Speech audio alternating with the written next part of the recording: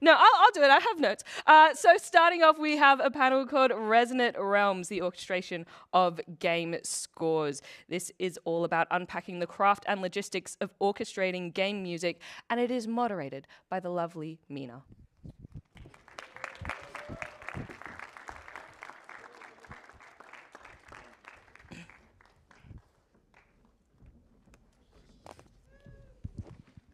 All right, hello, hello, hello. All right, let's just check your mics. Hello. Test 1, 2. Test. Test. Yep. We on? Hello. Test 1, 2. I'm not. Test 1, 2. I'll just have to talk louder. No. 1, 2. So we got Elise, Dan. Hi. No, not. Yeah, I'm not so sure Oh, there about. you Oh are. yeah, here we go. Hi. And Hi. Jess. Hi. There we are. All right, let's give him a big round of applause. Welcome this amazing panel. My name is Meena Shamaly. I am a video game composer, and I talk a lot about video game music on ABC Classic. Thankfully, they've been letting me do this for 8 years, and hopefully they don't fire me yet. I will let my wonderful panel introduce themselves, because they will speak of themselves better than I will. Or I will praise them way too much. So let's start with Jess. Hi, I'm Jessica Wells. I'm from Sydney, but my father is from Melbourne, so I have a lot of connections here in Melbourne. My granddad was a fireman in Melbourne. Love it. So, yeah, good connections here in Melbourne. Yes, I'm a composer. I'm a orchestrator, arranger, copyist, producer, conductor, whatever I get asked to do, I just say yes, obviously. Yeah, and in particular with games, I've been doing a lot of orchestration of games music for live concerts, which has been terrific. We'll dive into this. Dan. Yeah. Hi. I'm Dan Golding. I do many different things, I guess. My main job is I'm a professor at Swinburne University, where I run the media and communication program. But I do also work with Meena on the radio. I host Screen Sounds, which is the film and TV soundtrack, not games. We don't muscle in on Meena's territory. Yes, you do. Yes, you do. He muscles in by writing awesome video game music that I then am forced to broadcast against my will. Because he's very powerful. He's got a lot of sway. Yeah, that's right. That's right. But I host that. It's every Saturday at 6, so you missed it yesterday while you were at the mixer, I'm sure. And then I also write video game music, such as Untitled Goose Game, Frog Detective, Woo! and just out now, Mars First Logistics. Hell yeah. Awesome. I'm Elise Lerpiniere. I'm Artistic Planning and Engagement Manager at Orchestra Victoria. Fortunately, that includes being able to program our video game concerts. So if any of you went to Indie Symphony 2. Who's been to Indie Symphony? Hell yeah. Or at Acme, Untitled Goose Game Live and Cult of the Lamb Live. Yeah. Thank you very much. Well, give them a big round of applause. They got a wonderful panel of people, and we'll be talking about the art of bringing video game music to the live concert stage, which is slightly more complicated than you'd think, and slightly less complicated than the worst you'd imagine, I'd say. How about that? Does that feel fair? Sounds about right. Cool. We recently, in July, hosted Indie Symphony 2, and I had the pleasure of emceeing that event. And these three wonderful people were part of it, and also have long been involved for the whole Orchestra Victoria video game live thing. Some of these arrangements by Jessica Wells have also gone to Adelaide for another concert I had the pleasure of hosting. And if you have not gone to Indie Symphony, I've got a little taste of three of the pieces orchestrated by Jessica Wells. And I think that I'm going to get this right.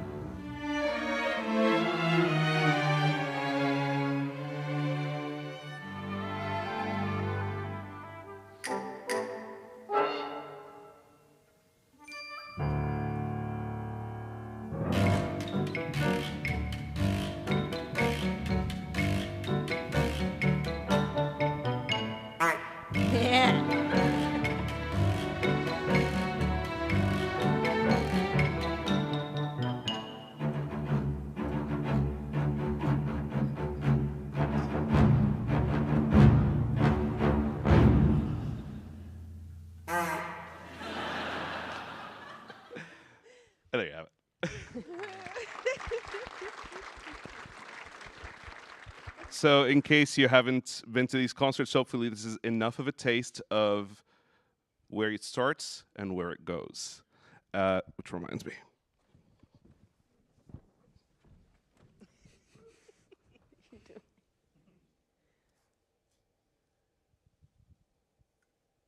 Drum roll, please. Drum roll. This is a true story. Thank you, Meena. I wasn't prepared to receive this on stage. This is the honk that I used in that concert that you just Honk heard. it! Yeah! And I lent it to Meena for his performance of that same piece with the Adelaide Symphony Orchestra. You had technique, I had passion. And he's finally giving it back. So yeah, thank you, Meena. I encourage you, I'm going to ask some questions here, and I encourage you to send your questions through Slido. A few have come through, especially this one. Meena, how are you always so well dressed? So important.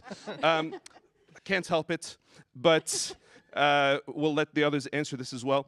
And but let me, because I could take it into an angle, but if you really want to know something about this idea, this whole thing, just let me know, and I'll try to pepper it through the conversation. But let's begin. Elise, what brings Orchestra Victoria and video games together on multiple fronts, live performances and Grammy-nominated soundtracks like Stray Gods?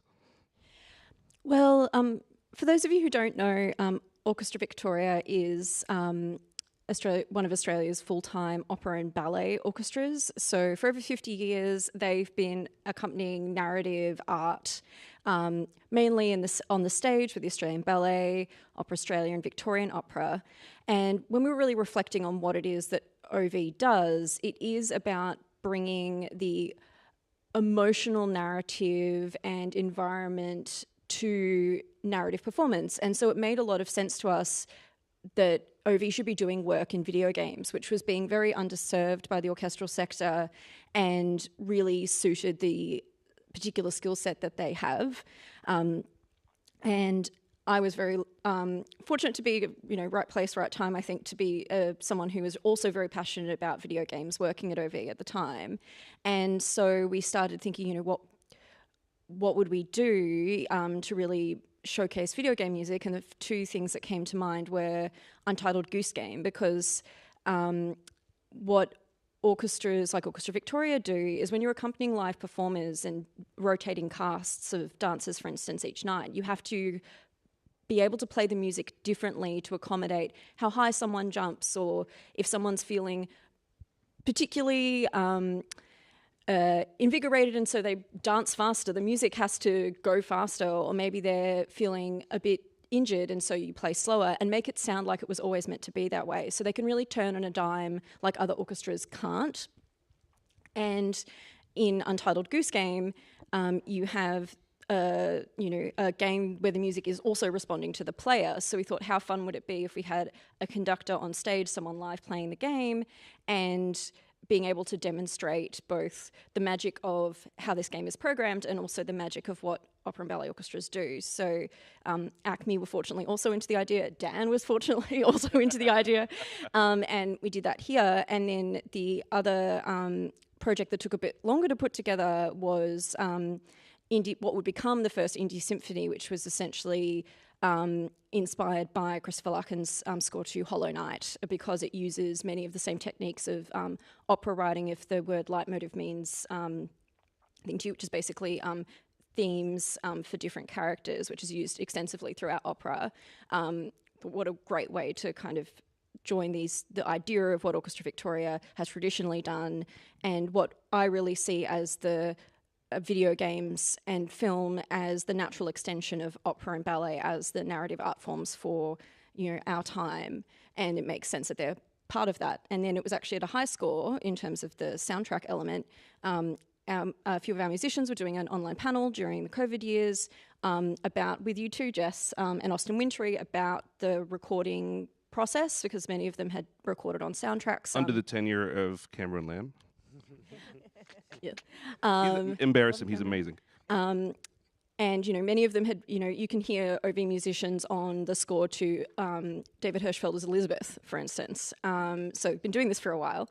And at the time, Austin was working on, well, at the time it was still called Chorus, but what would become Stray Gods, and thought, here are some absolutely pro recording musicians. They're based in the same state as this game I'm working on. How fabulous would it be if they could record this? And so with the support of VMDO as well, we ended up at Alan Eaton Studios down in St Kilda, hallowed ground. It's where Kylie recorded a bunch of her albums, and Goanna recorded Solid Rock.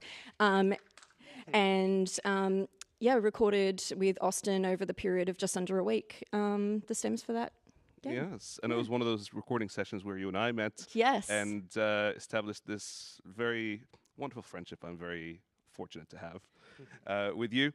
And it's great that you describe it that way, because often when I'm asked or when I'm teaching game audio, trying to describe game audio and how it functions differently to film and all that kind of stuff, say, you know what, I think of a circus, or I think of a live theater where things can always be fluid and change, and then ballet and opera being that kind of extension is a great thing.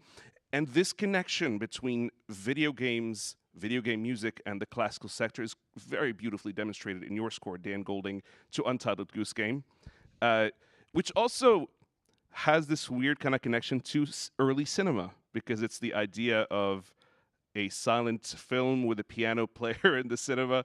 And it's classical music, interactive score, live concert, bringing all that together. Tell me about the origins of the Untitled Goose Game and how it then kind of ties into all of this. Yeah, absolutely. So you're right. Untitled Goose Game's soundtrack really does. We were very consciously inspired by what we understood, and perhaps is the popular understanding of what silent film music is. I've since done scholarly research on what silent film music actually was, and it's probably not this actually in many ways, but or at least is somewhat different. But the idea of a pianist watching the film and sort of perhaps semi-improvising along with what they're saying and creating a soundtrack on the fly, which definitely did happen, but so did a whole bunch of different other things that is probably a whole panel's worth of information. But that image was absolutely one that we went into with Untitled Goose Game. I mean, they did in the 1910s, it was very popular that they would have little piano books that would be circulated to Nickelodeons and smaller cinemas around the world, magazines, where they would discuss what pieces of music, what classical pieces of music, pre-existing pieces of music would be used to accompany that film, or, what's good music for an action sequence, hurry music, this kind of old-fashioned language. And we got there in Untitled Goose Game in a roundabout way by using Debussy's piano preludes, which I created 2 performances of. So when the game was released, there were a few people who were sort of asking me how the music was done and assuming that it was perhaps some kind of MIDI system built into the game, and it's not. It is actual recordings. 2 versions. One is the version you would hear if you went to a Debussy concert, and the other is very different, much slower, much lower registers. I've changed some of the notes around here and there. And the game basically chooses which version of those stems to play every, constantly. Using Fmod. Using Fmod, yes, that's right. Got to get this one. Shout out to Fmod. And it does this. So we cut each performance into stems that are 1 beat long, essentially, which means that you have audio files of usually less than a second that it's switching between as the game goes along, and there's a lot of silence in the game as well. And so it creates this impression, I think, that a pianist is watching and responding to what you're doing in the game. And so that seemed weirdly enough to be kind of, it felt almost impossible that you might actually do that with real musicians. And I remember we tried a trial of this where I convinced House, the creators of the game, to create is kind of the how do I put this? The game system works with a kind of attention level. So it's been a long time since I explained this. With the two different versions of the preludes, right? High energy, mid energy, low energy. Low energy is silence in the music.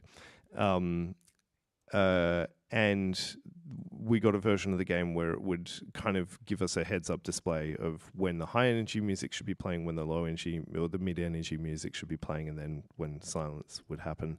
And just as a proof of concept, we used Lawrence, the wonderful pianist who was through with the most recent performance, but also the one that was here as well, of Untitled Goose Game, to see if that principle worked, where I kind of conducted using my hands, like high energy, to try and get him to do it. And it's funny, after we kind of tried and failed to do that for 10 minutes, we were just like, wait, why doesn't he just watch what's happening in the game and recreate the kind of thing that we were trying to recreate with the original game system, rather than recreating the game system, just do the thing that silent film pianists used to do back in the day. And so basically so as Elise mentioned, the fact that Orchestra Victoria are a ballet orchestra, they know how to respond to performance on stage. That's just what we did. We had Simon, the conductor, watching the screen. I'd talked extensively with him about how the music should work, and he conducted a small ensemble and piano and live Foley, by the way, percussion,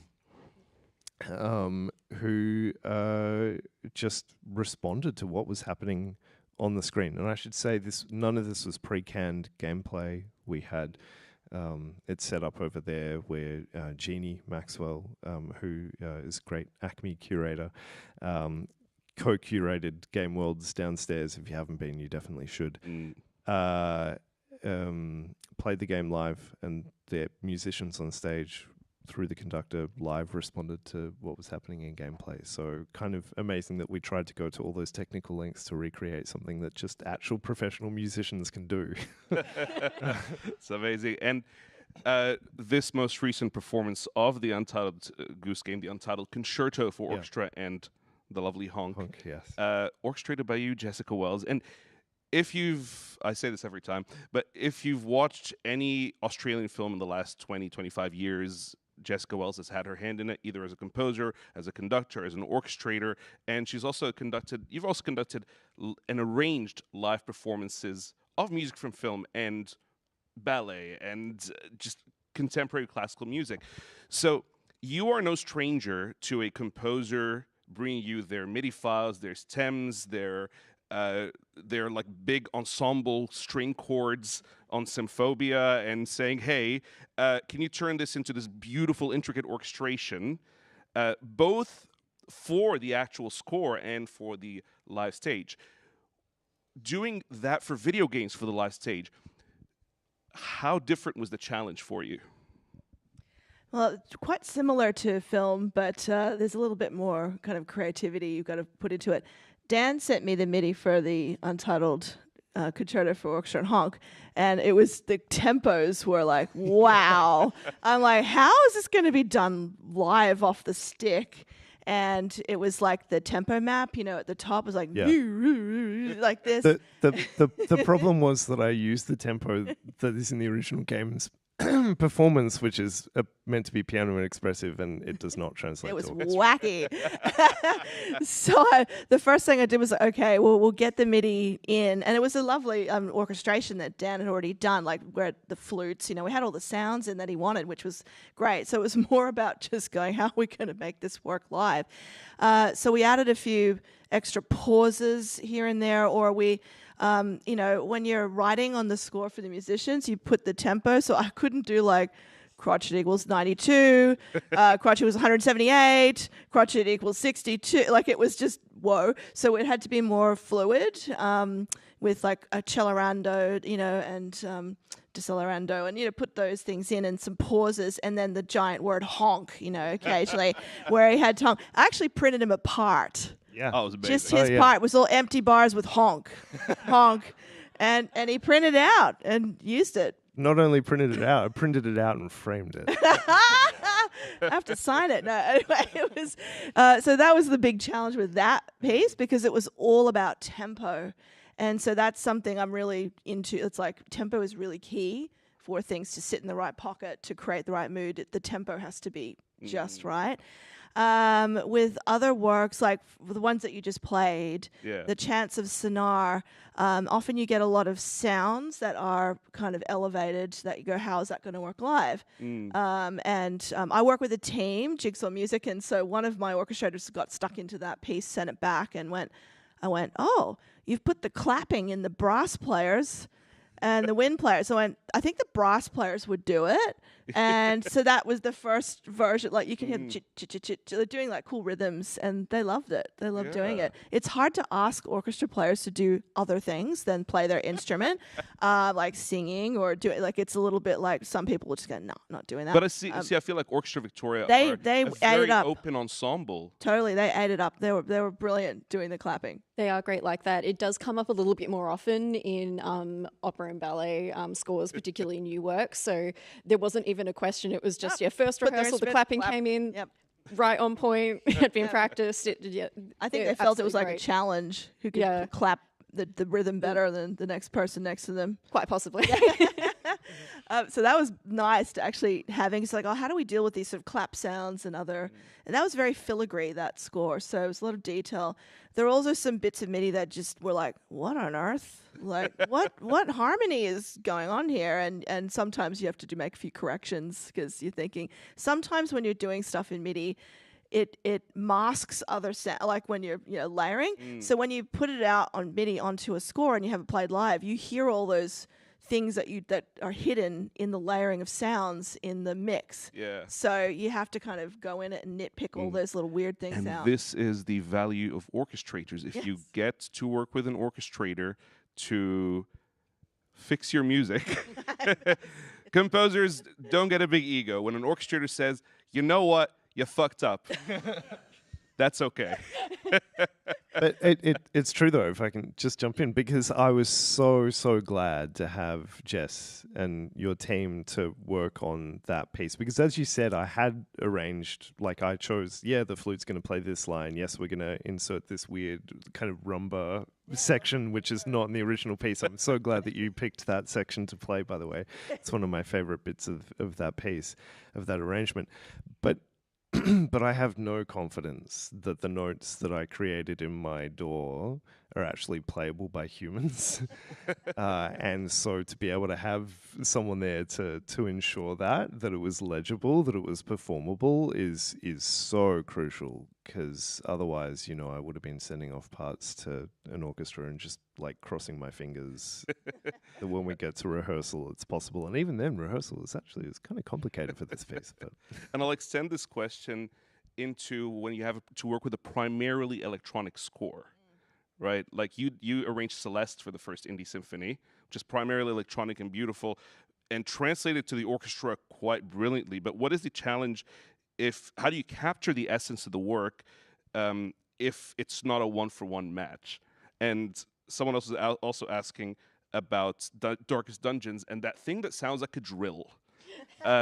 So how do you manage that? Yes, so sometimes you get electronic sounds, and you're thinking, how do we deal with this? So Lena Rain of Celeste, we had some conversations about this, and we actually used her patch for one of the synth sounds in there, because it was the melody. And I'm thinking, well, if we can do one thing that brings that to life, the melody with that particular patch would be great. And I remember Jessica Gethin, the conductor who was conducting in Adelaide, she rang me up, like literally like in the rehearsal going, we don't have this, we can't get this to work on the synth, whatever. So what do we do? And I sent her just a little audio clip of the sound, and so just pick something cute and sort of analogy, and it'll work, it'll be fine as long as it kind of sits right. So if we have one keyboard player playing synth, that helps us get a few of the elements across. With Darkest Dungeon at the beginning, I was doing this because it was a wind machine, and where I asked Elise, do we have a wind machine? Because operas sometimes have those, and thunder sheets. So the thunder sheet's like a big piece of metal that you kind of just rattle and hit.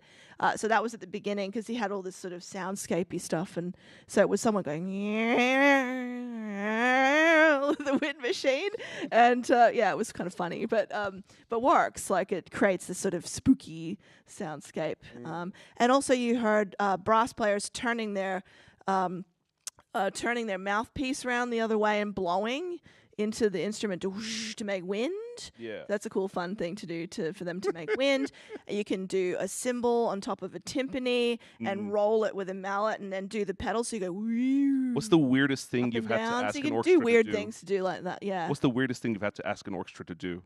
Oh, yeah. Like the thing that you're like, I'm not sure they're going to go for it. I wrote a piece called Uplift for the Sydney Symphony, and I thought I'd try chopping on this violins. It's a folk thing where they go chick, chick, chick, chick, chick, and they sort of stick the bow into the string without making a pitch. And I had a video, and I sent it off, and I put a whole page in the front with an instruction on how to do the chopping. And I only got the first violins to do it because I'm like, I'm not going to get everyone in the whole string section to do it. And I turned up to rehearsal, and no one's watched the video, and only one person has looked at the score in advance and figured it out. And they're all like, la, la, like this, like chop, like they couldn't do it. I'm just like going, okay, maybe that was a bit too challenging. And then I had the Melbourne Youth Orchestra do it, and I was driving in my car picking up my son from volleyball practice, and Benjamin Northey, the conductor, calls me standing on the podium with his phone going, how do we do this thing? So I'm in the car driving going, okay, it's just a sound effect. Don't worry too much about how to do it. Just make sure it sounds like a little choppy kind of mechanical sound. But it's kind of fun to put one thing in a piece which is a little bit more different and challenging. Don't fill the whole piece with that stuff or you're in trouble. Just pick one thing to give them a bit of what's that? And string players will often have a practice bow. Just tell them to bring the practice bow. I sometimes do col legno with a pencil. So that's col legno is with the wood of the bow, but they don't want to wreck their just beautiful, expensive bow. So just pencil works quite well. Yeah, things like that. I'm gonna combine these two questions. In an indie industry with low music budgets, what advice do you have to start incorporating more live performances in game soundtrack recordings? And I think Elise, you have a good answer for that. And what makes a soundtrack orchestra worthy? What do you look for when selecting tracks? So maybe they can kind of be interrelated, but what do you think? I'll start with the last one first. For me, it's less about the idea of worthiness and more about how well it maps onto an orchestra. If it has the kind of orchestration in there already, that it's clearly either written for orchestra or evoking that kind of rich orchestral sound, that for me it's like, can the orchestra do this score justice? I look at it from the other perspective. So if something's a lot of really tense electronic, kind of high tension sound that isn't going to map onto an orchestra, that's not going to do the score justice to perform it. So it's really about what is the orchestration, what is the composer's intent, and does that map onto an orchestral performance to really elevate or evoke the original intention. So that's something I deliberately think about when programming something like Indie Symphony. What is going to really be true? What are pieces that are really going to feel that they ring true on an orchestra? From an OV perspective, I would say, in terms of if you're thinking about how you can incorporate live musicians into your project, it doesn't necessarily always have to be a full orchestra. And in fact, with Stray Gods, it was a full string section for the first day, and then it was actually a sextet or an octet for the rest of the week. We did that. So it's even just thinking about what are a few lines or like a small section that you could do, and then approaching your local friendly orchestra or band for a quote. You might be surprised, particularly if the time is available, of like what kind of deals are available, we quote to scale and scope. So it's not just a flat fee whether you've got one person or 80 people. So it is thinking, cleverly about what could I do with the budget available, and finding out what that might cost. Can I butt in here? So I did. I'll allow it. Yeah, I did the film Mozart's Sister, which I won an Octa Award for. Thank you very much for Best Music Documentary, and I had low budget for that, and so I just got one violin and one cello for a day. Okay, and then I played the harpsichord myself on the real harpsichord that was used in the film, and Dan played some of my music and so view online, and Dan announced it as, and now this is the score for Mozart's Sister by Jessica Wells, performed by the Australian Brandenburg Orchestra. That was the credit. You totally, gazumped you there. But isn't that actually part of the? There's a thing like, if I hired 2 players from Orchestra Victoria, do I still have to say performed by Orchestra Victoria? If someone checks in first, we often advise for a smaller group, you can say musicians from Orchestra Victoria, particularly if it's like, well, that's an oboe and a piano, where's the rest of the orchestra? But, technically you can credit the entire orchestra, whether it's a Ship of Theseus is slightly the wrong metaphor, but basically that it is, in its various formations, it is the various components of Orchestra Victoria are also Orchestra Victoria, but yeah, we would say in that case musicians from, because the audience can hear that it's not every section of the orchestra. Yeah, and I'll say on that, Dan, a bunch of your music for video games, one of the things that makes, beyond the excellent composition, one of the things that makes it so amazing is you perform a lot of those instruments yourself. Yeah, and that's what has made this process both wonderful and also a little bit weird, because for every single soundtrack I've made, it's just been me in my studio. Mostly that's me performing directly into the DAW using virtual instruments, but sometimes it's not. There's a couple of tracks in Frog Detective where it's all acoustic and it's all me just overdubbing myself. Some instruments better than others, definitely. But when you have time and space and a DAW, you can make yourself sound good on even something you're terrible on. And so yeah, absolutely. Expanding that to be something performed by other people is, it's kind of amazing and weird and freaky. The only time I've worked with another musician,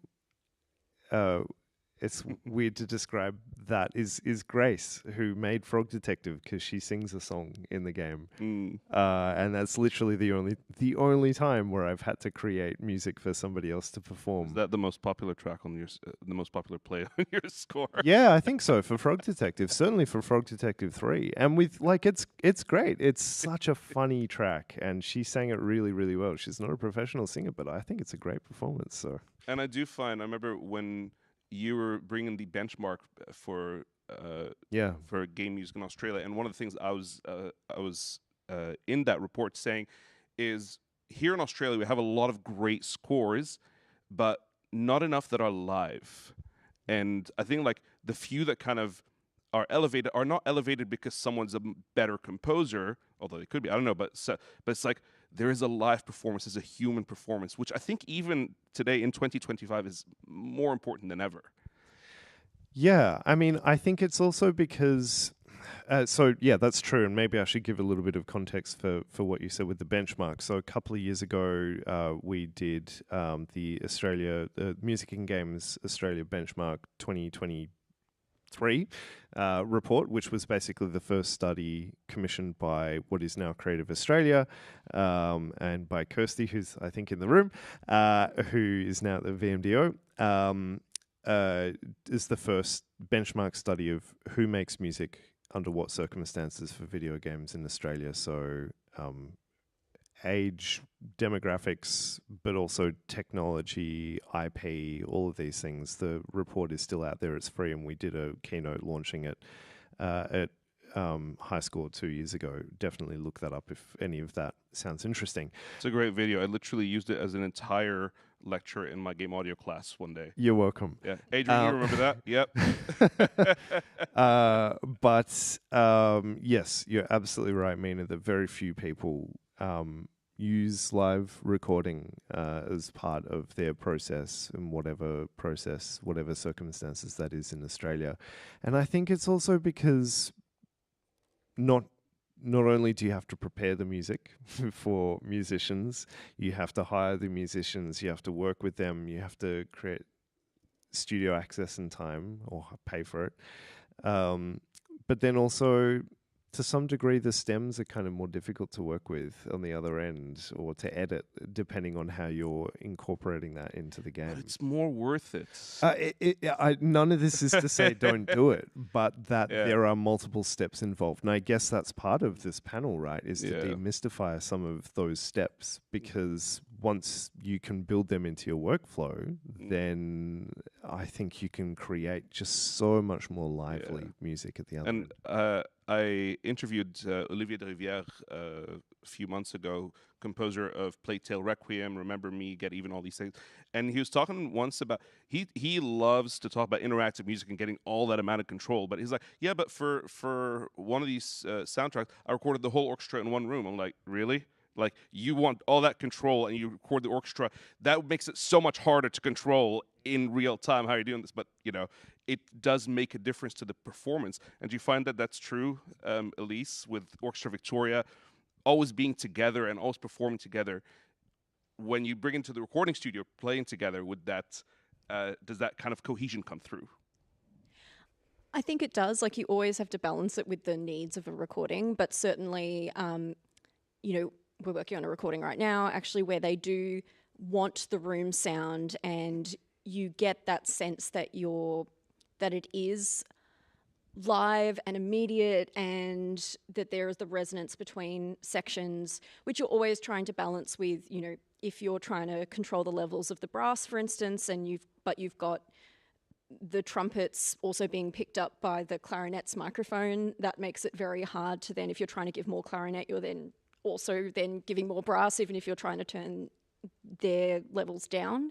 But it does create this real, resonance and realness to the sound. And yet there are degrees in between that you can get, and also that the choice of studio actually affects that as well. So there are some rooms that are like, you'll go, if you want a room sound, we can go here, but if you really don't want that, or that's going to pose a technical limitation, then you would go somewhere that isn't quite as resonant, so that you're not getting that kind of room sound in your recording.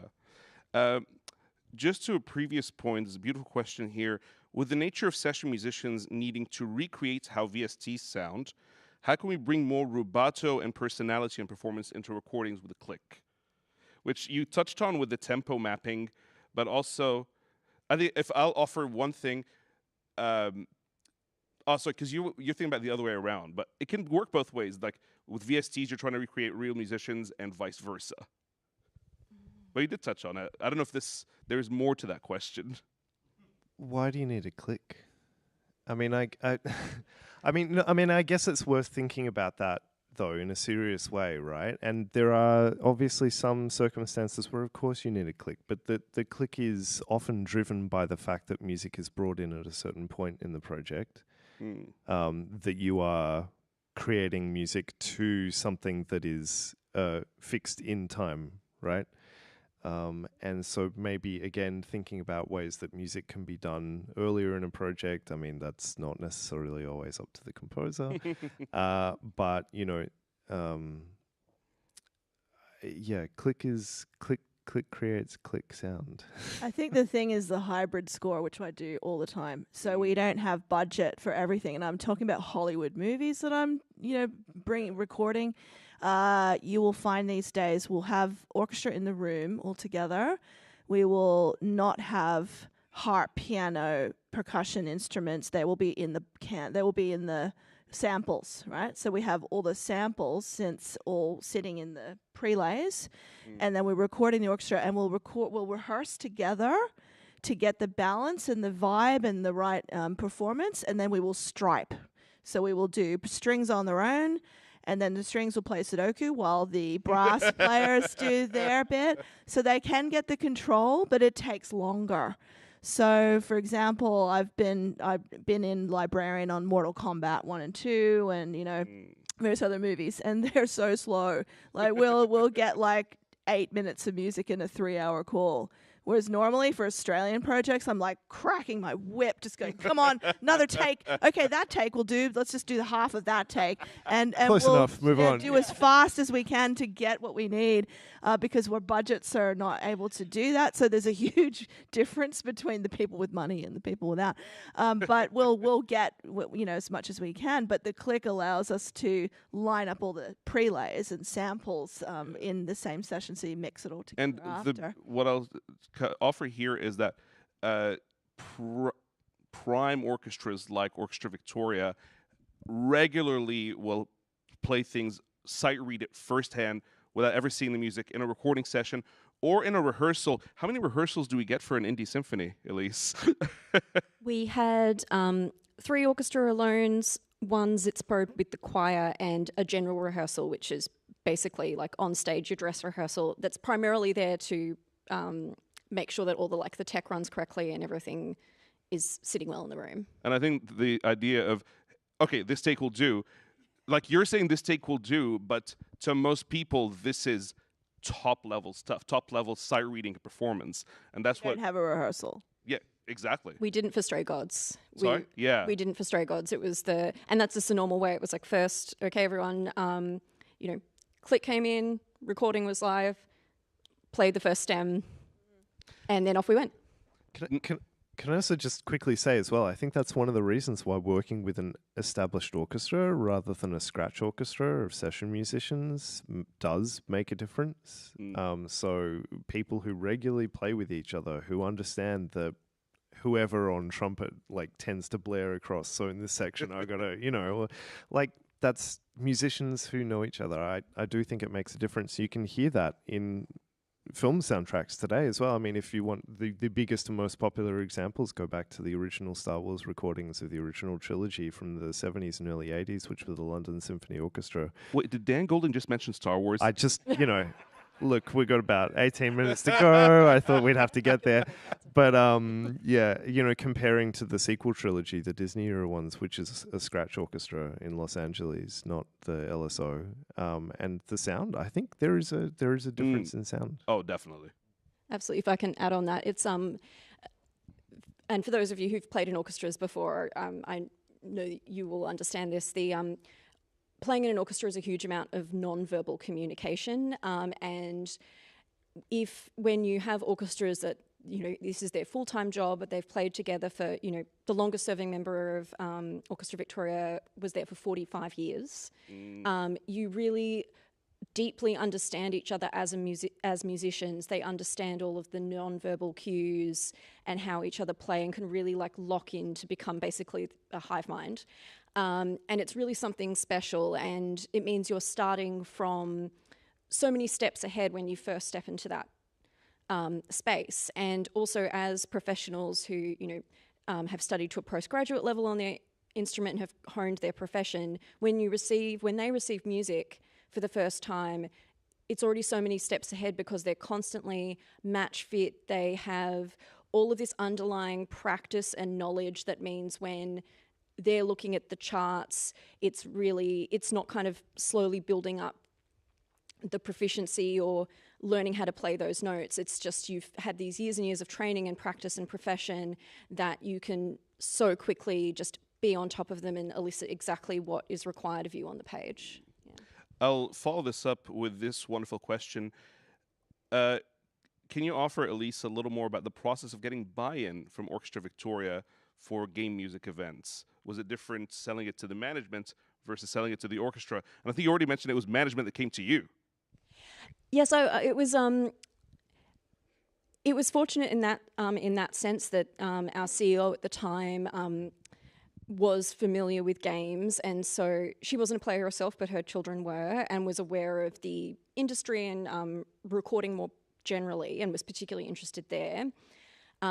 And because of the crossover with some of Australia's leading composers. So, for instance, Christopher Gordon, who has written so many things, Master and Commander, Ladies in Black. Also, massive World of Warcraft fan, and wrote, I think he did the score for the Warlords of Draenor expansion, and if it wasn't that one, it was a different one.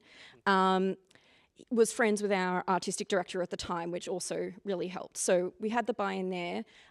Most professional orchestras have an artistic committee, which is made up of elected representatives from the orchestra. So they say, you know, these are the members of the orchestra we would like to participate in those kinds of discussion. And so we bring new concepts and ideas to them in that forum. Many of them understood, were, you know, across the orchestra, we've then got people who are video game fans, people who fundamentally understand that there is a great audience for this. The joy of an opera and ballet orchestra, in particular, I think there's a ethos of, you know, they play so many different kinds of genres and collaborative artistic projects that, you know, even if it's not your jam that week, there's something that probably is the next, and you still also give your absolute most to it because you know there's an audience that are passionate about this, that you're realizing an artistic vision and how important it is to the people who love that to do its utmost. And then the people who just understood how popular it was and it is something that we could be doing. And then I did come prepped with the kind of, for people who maybe were a bit more skeptical, which was fortunately a minority, I prepped my, you know, I think I brought John Cage and chance music into the discussion of this game.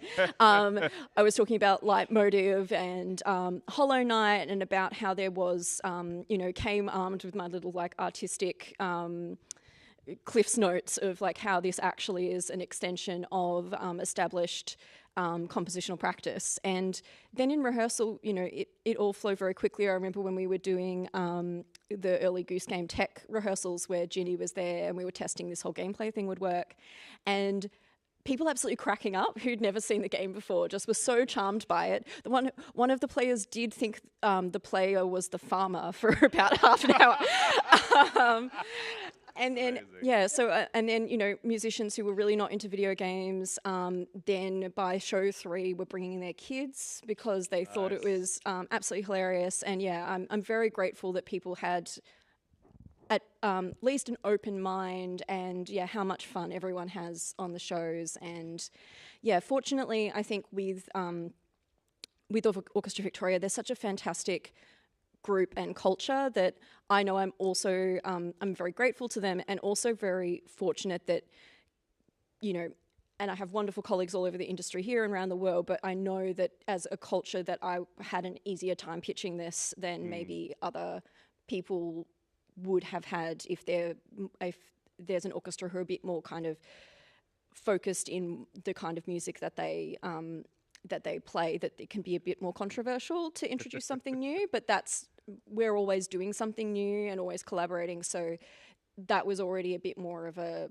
given that something like this could happen. And it's my understanding that you'd collaborated with Andrew Poxon and his team in events like Indie Symphony and Stray Gods, who used to work for the Melbourne Symphony Orchestra and got them to record on Psychonauts 2 and Broken Age, all the Double Fine games. So like, and their own other video game concerts. So like having that kind of expanded collaboration seems to help as well. Absolutely. Andrew... you were more than capable. I'm just saying, like, no, Andrew brought so much as well. Absolutely. We were fortunate. Andrew worked with us for a year and he has this great production company, Concert Lab, that him and Carl run, that we've collaborated on most recently with Parasite Live in Concert, for any of you who saw that. And so Andrew worked with us for a year. He was a really important mentor of mine and friend as well, and it was great being able to draw on that experience, because there is a lot of logistics and production knowledge that goes into video game and film concerts in terms of realising licenses. Pardon? Licenses. Licensing. Weirdly, from some of the contemporary ballet projects that I'd done, I've weirdly done a lot of licensing, even before I got to video games. Me and licensing are just a duo at this point. I want to touch on that in a moment, but I did also wanted to direct some more questions. Yeah. But you keep going though. No, but yes, the even from just how you achieve a really there's a particularly reverberant, we call it's kind of gross, but the term is wet sound to a lot of video game and film soundtracks, because of you can do that in post, and because of there's the audience expectation of that kind of sound, but you're also trying to deliver a fully acoustic immersive experience, because otherwise you may as well just sit home and stream the score, and so they offered a lot. Like, I learned a lot from Andrew about how to talk to sound to kind of create this acoustic plus sound in Hamer Hall particularly. So yeah, really fantastic to work with him. And Andrew Pawson is your partner on Art of the Score with Nick Buck. Yeah. I mean, maybe just for context, I've also done concerts of film music with every state orchestra in Australia now, with Andrew and his team. So some of those conversations are amazing to be part of. Really delightful. If you ever see an Art of the Score thing presented by Dan, it's amazing. Most recently, Joe Hisaishi. In Sydney at the Opera House, yes. Was there one in Melbourne happening? Yes, there is in November. Yes. Yep, the MSO. Plug. Jess, I'm going to pivot towards orchestration more generally, not just for the live stage, but also just your general role of orchestration, because I've had a few questions come through on orchestration. So maybe you could just expand a little bit, and I'll pepper in some of these finer points. Expand on what it means to be an orchestrator for screen music, for video games, and for the live stage, and like what the demands of your job. Yes, well, it jumps around a lot. So, one day I'm doing a, serial killer that's feeding people to sharks, and the next day it's a kid's as you do thing. So, the genres are quite fun to jump around between. So that's always great. And then your role is to really take what the composer has given you of MIDI files, et cetera, and then figure out what their intention is. So, and it's all about interpretation. With the orchestra has to interpret the dots that you've put in front of them, and they have to kind of get it pretty quickly. So I often use a lot of words when I'm orchestrating to tell them. So we're talking about the VSTs and like how do you make them sound better? Well, I did virtual instruments. Yeah, exactly. Yeah. So on the Elvis movie, you get these sounds, the Spitfire sounds that are like, press one note, and you get all the little sort of artifacts, like pre-orchestrated and pre-performed tremolos and kind of textural sounds. And I'm like, well, we recorded them with the same people in London that performed those Spitfire samples. So I was just able to write kind of like, tremolo with sudden glints of harmonics and, whatever texture. I just wrote it in words rather than trying to figure out some funky notation. Like, forget it. It wastes too much time. So if you write down what you're after, they'll get it in a couple of goes or, try stuff out. On the stage, and then you go, yeah, that's the kind of sound we want for that. So to do textural things with strings, etc., just use words and describe what it is you want. And then, there's things like Dangerous Animals, which was the shark movie. The composer, Michael Uzerski, wanted to do kind of an amped up Jaws, where instead of it's da-dum, it's like da-da. So it's like take the semitone, but go from way down here to way up there, and like pass that through the entire string section. Yeah. So you can't do that in MIDI.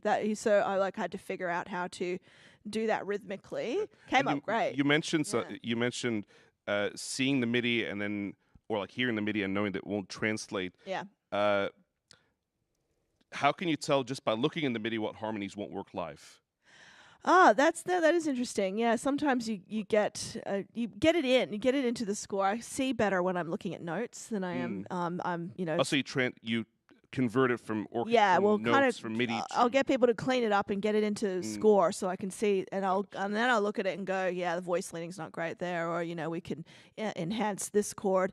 I remember doing a project with a composer once who was a rock composer, rock and roll guy, and he did this TV series, and I went, look, this last chord at the end of the thing has all tonic and fifths, and one clarinet's playing the third. So do you want it to sound like a major triad or, and so I fixed it, to make it sound like a nice strong ending chord. And then he rings me and is like, no, don't change my MIDI. And this is what happens. Well, people don't trust you, and they're like, it's the first time doing it. I said, it'll sound like a mistake. It'll sound like the clarinetist was like, he said, well, don't change it, because I'm an open fist kind of guy, and so I had to revert. But the thing is, that you understand voice leading, you understand how chords vertically work across the orchestra with the strength of. And sometimes it's just, voicings aren't great. If it's too muddy and things are too low, thin it out, or doubling. And we'll do a lot of cueing. So cueing is where you put stuff in. You say, oh, that tuba might be nice doubling the bass, but it's not in the MIDI. Yeah. And I'll cue that in, and we'll try it on the day and see if it works. And that's better. But that doesn't work for a live performance as much as it would for a recording session. Well, it's sort of same anyway. You want it to be strong, and you want each section of the orchestra to sound strong. A lot of mistakes people make are doing the bass, like the bassoons and tubas. They'll have different notes to the double bass, and I'm like, doesn't work, right? You can't have a third apart. Pick a note, guys. Like so. How much kind of for the live performances for Indie Symphony? How much collaboration or conversation were you having with the composers in terms of translating their music? And if you wanted to spill the tea on if there was any kind of that rock musician pushback. Well, it's nice to have that collaboration, because your job is to make their music sound good. It's not about me; it's about their music. So you're serving them. So say David Hirschfelder, sends me a score, beautiful, gorgeous sort of jazz inspired thing, and I'm like, David, I can't do this. You've got this meter of 15/8. 15/8. It's the longest bar I've ever seen in my life. Like, no one's going to know where they are in this bar. Like, that's too many notes. It's a 9 and a 6. Yeah. It is a 9 and a 6, and I can hear the 9 and the 6. Which, when you're doing film music, it's often what you have to do. You have to just, insert that really weird you get bar. weird little things like that. It's less of a problem with video game music, but if you want to switch things up, throw in a 7/8 in the middle of a 4/4. Yeah, that's fine. We do that when But if Jess is your orchestrator, no 15/8s. No, it's a 9 and a 6. And he said, "Oh, I knew you were going to say that." but I hear it in 15/8. So you're a freak. You're just amazing. He is incredible. He's on another level, right? So, but we can't put that in front of players. But we'll, sort of try to interpret it. But yeah, you're sort of collaborating with the stuff for Indie Symphony. Like say Stuart Chatwood, Darkest Dungeon, the sprawl battle was 7 minutes long with a drum loop the entire time, and I'm like, we're gonna kill the Orchestra Victoria percussion players. They're gonna fall down in a heap. So I said, can we just sort of shape this? So we did Darabuka and other tom-toms and things at the front. Then I pulled out all the drums and just let it be beautiful, soft, whatever was going on in the strings, and it worked really beautifully. That wasn't part of his score, but I did that to give him a break. And then I brought in taiko drums and a drum kit, because we had a drum kit, and did some cool stuff. And I went, oh, there's an electric guitar.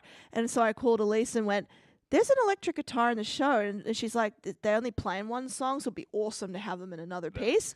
So I went, let's do some big power chords, through here. Stuart loved it. So he was really happy. We'd send the demo across, the MP3 of the playback demo, and go, what do you reckon? And then get that feedback. So I will always take this opportunity. You mentioned the darbuka.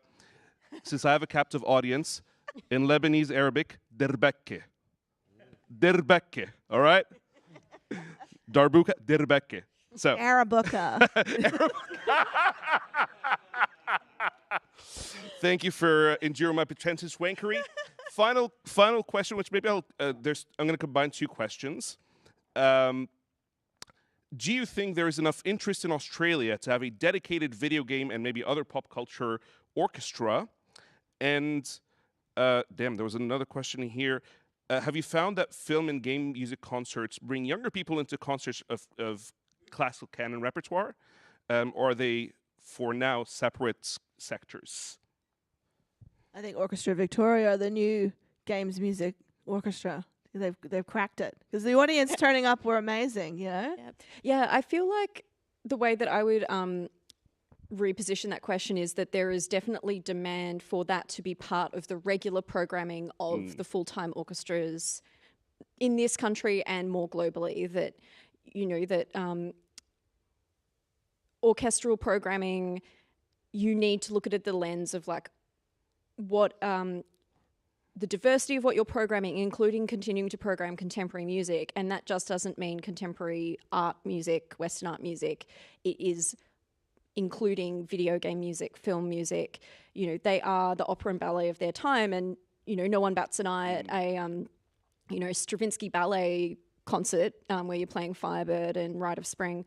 And similarly, that it should be the same, that there should be these video game concerts, movie music concerts that we are starting to see come through.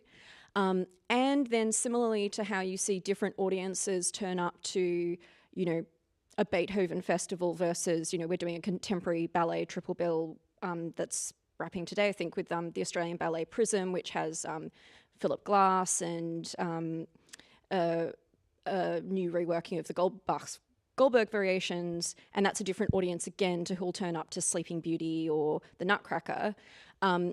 Obviously, the audience data, which I will not bore you with, it's a lot of maths, but is that we know that different audiences, and I would say a younger audience, are turning up to these concerts, but with all different aspects of orchestral music.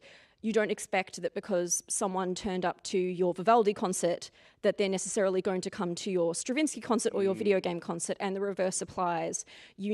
I do really think about the different audiences that come to see Orchestra Victoria for different reasons, and making sure that across the season that we are able to program ourselves, that we are serving all of those groups, because a broader, interest in other musical genres is something that we all develop across the span of a lifetime. It isn't that, we hear, I'm quite fond of jazz as well, but you don't hear one particular kind of, if you're into New Orleans big band stuff, it doesn't mean you're necessarily going to sit down and listen to Miles Davis the next day. So it's a similar thing, I think. It's not necessarily that suddenly someone's going to come and see everything, but it means that we are bringing, we exist to serve the people. We're a publicly funded organisation, and so we need to make sure that we're servicing as many audiences for orchestral music as possible. Yeah. And I'm a big opera fan, but I've yet to see ballet, so I'm waiting for Elise to take me. I think we'll leave it there because we are cutting into lunch. But did your radio sense as there was the countdown happening? I was like, oh my God, the news bulletin is about to cut us both off. Basically. If you guys are hanging around for the break, I'm sure people have more questions because I couldn't ask all the amazing questions that were here. So if you are around, if you have to go, you have to go. If you are around, please approach and ask more amazing questions and get some more insight. Jess, you run orchestration webinars. You're also the president of the Music Arrangers Guild of Australia, which unfortunately has the acronym. I'm the president of MAGA. Australia. So if you're interested in orchestration, learning more about orchestration, talk to Jess about her webinars and MAGA. Wow. And make arranging great again. Yes. And if you want to talk to about working with Orchestra Victoria, I'm sure if Elise you're hanging around, if you are, you have a lot to say about that. And if you want to write amazing music for video games, Dan Golding. Thank you very much. Thanks, Meena. Thanks, Meena. Thanks, everyone. Thanks, Meena. Thank you, Ra. Thank you, Meena, and thank you to our panel.